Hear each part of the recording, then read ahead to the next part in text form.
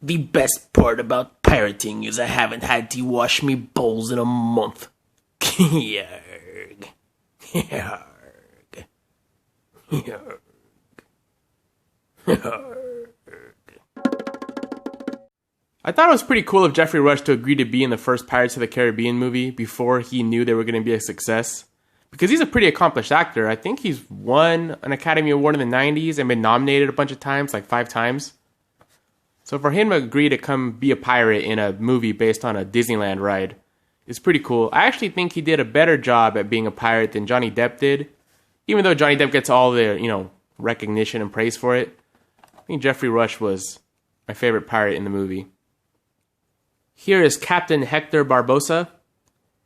If you watch my other Pirates of the Caribbean pop reviews, you'll notice that I liked all 3 of those and the entire series as a whole. And I saved the best for last. Because this guy looks incredible. I like how they actually sculpted his beard and goatee. It's one of the things I didn't like about the original Captain Jack is that they just painted on his goatee like they do the eyebrows, and it just looked horrible. It threw the whole thing off. Another thing that I think they did really well is his body sculpt. Instead of this just all being one piece, it's actually layered. The scarf or the sash, the jacket, and his underbody, they're all different pieces. Like you could peel the jacket back if you wanted to.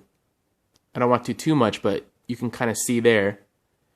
So, of course, when they do it that way, there's actually no paint bleeding anywhere. Really, really well done. Like, look at these buttons, how clean they are. Look at the detail in these buckles. Just looks really, really nice. And I like how they have a little bit of his puffy shirt poking through the sleeve here.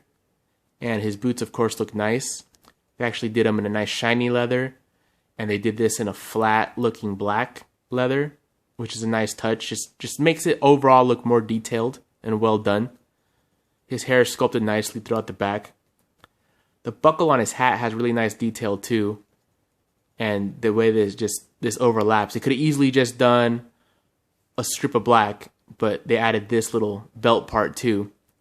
If I had to nitpick something about it, it would be that I believe that in the movie, the feather on his hat is black. I actually like this contrast, but maybe this top feather right here would have looked nicer in flat black, just to kind of go along with the movie a little bit more. But the hat is awesome. It's like one of the biggest hats I've seen on a pop. And it just looks really, really cool.